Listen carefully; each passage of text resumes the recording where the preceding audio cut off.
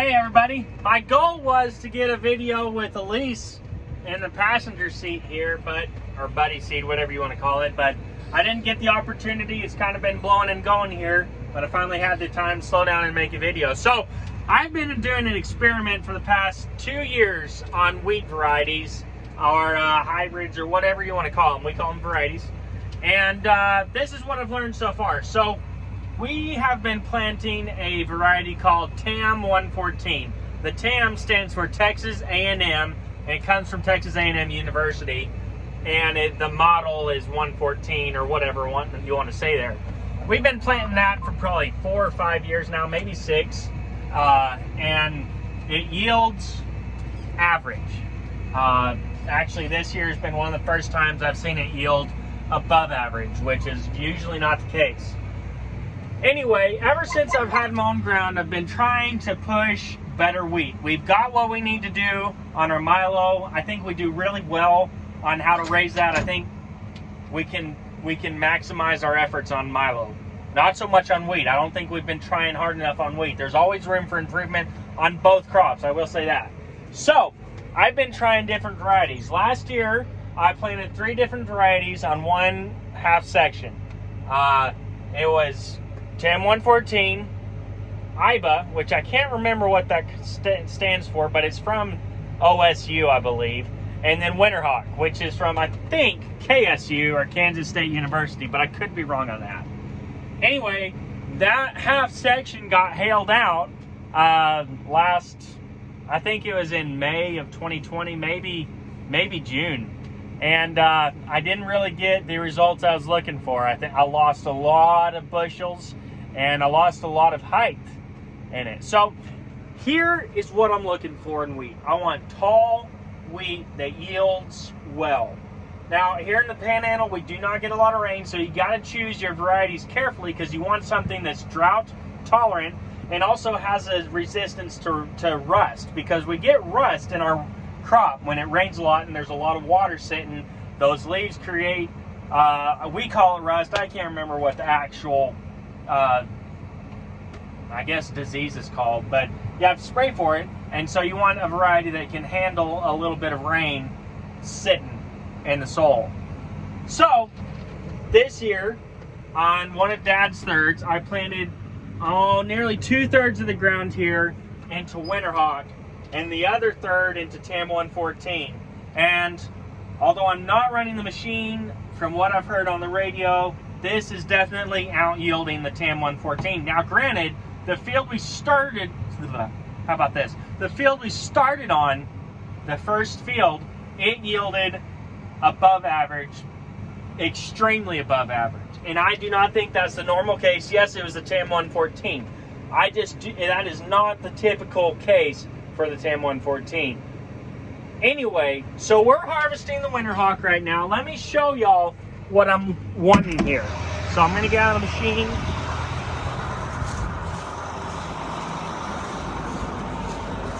Here is the WinterHawk. As you can see, it's a little higher than my knee, nearly to my waist. And yes, I'm short, but this is tall wheat. It's nearly tightening my belt buckle here. That's what I want. We can cut it about right here, which gives us nearly a foot of stubble left. And that is what I want. Now you might be out wondering, what's so important about leaving stubble? Okay, so for our farm here, we rotate our ground, right? And this will be planted into milo next summer. With this stubble here, it protects the soil not only from eroding, it also conserves moisture with it shading the soil. So the more stubble we have on our ground, the better chance of it conserving and saving what moisture is there. Actually, I just got a sprinkle on me. Oh well. So that's why I want taller wheat, so we can leave taller stubble and, Lord willing, be able to conserve the moisture and have a better wheat crop, milo crop in the future. So I hope that kind of explains why I'm so persnickety on wheat here, and why I have pretty much promise that I will never plant TAM 114 on my ground again. The issue is with TAM 114 is it uses all its energy to produce the yield, which is great, but it's so short. By the time you get it cut, you don't leave anything but this behind, stubble wise, maybe 3 or 4 inches, maybe 4, maybe 5, excuse me, and that's it. And that just does not do a good job for me for the no-till and for our milo the next year, because not only does the wheat stubble conserve the soil from eroding and the moisture, it also is a little windbreak for the little the baby plants, so to speak, for lack of a better word, when it's growing up, because usually in the summer we get some pretty hot and windy winds, high winds, how about that? And so having that stubble there protects the milo. It's like a cover crop. It's not a cover crop, but it's a cover for that plant to be able to survive till it gets taller and helps protect it. Another thing that taller wheat stubble does is it's a weed suppression of sorts, because it hopefully will protect that soil from the sunlight, which helps produce weeds.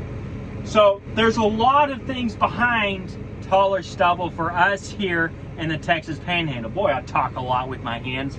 If you figure this out, please tell me, because I don't know what I'm saying here. Anyway, that's what's going on. We had to move about 20 miles to the west of where we were cutting from last video, because we got probably 50 hundredths or half an inch out on one of my fields, which I'm grateful for. The rest of this week we've got 50 to 60% chance of rain till July 4th, really, and hopefully it starts getting warmer there, because without heat we can't cut this stuff. I'm not complaining about the moisture, because we need it, and I thank the Lord for it. I just wish it'd hold off for like maybe 3 weeks. I think we're I'd say we're a quarter way done with harvest right now, and we got a long ways to go. So thankful for it. We're gonna get her done no matter what. It's just gonna take some time. So anyway, I'll try to show y'all some drone footage I got, and it's pretty cool. What's going on, everybody? Finishing up on this third here right quick this morning. It's already sprinkling, so I don't know how long we'll be able to go, but we're gonna get her done. And yeah, also everyone, this is my fiance Elise. Hello. I'm teaching her how to run the grain cart today. We'll see. And so we're gonna see how well that goes. Won't break anything. We're just gonna teach her how to run. We run with GPS with the combine. The only thing she's gonna have to learn is how to dump on the truck, which isn't that hard, right? Hope not. And so, anyway, we're gonna have fun. So as you can see, I'm not even running things. She is. Dad's topping us off right now. She hasn't yet learned how to unload on the truck. That's a little more complicated, and I don't want to rush her. And so, we'll give it a little bit, and yeah, what do you think? It's going good. It's fun. Yeah. I like it. Okay.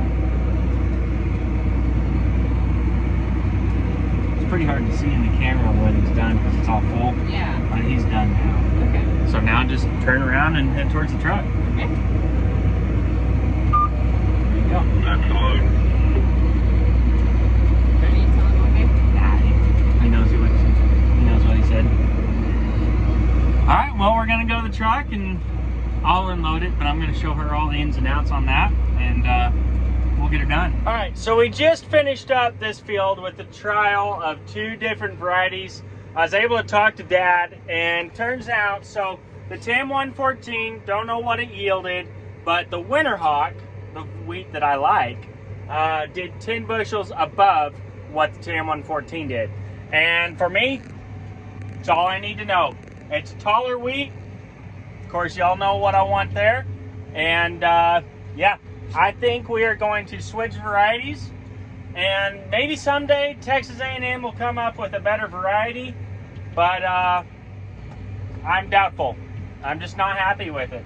So we're gonna switch varieties this fall and plant WinterHawk on 100% of our acres. And Lord willing, it'll do just as well as this stuff did back here. So who knows? And yeah, now we're gonna move to another field.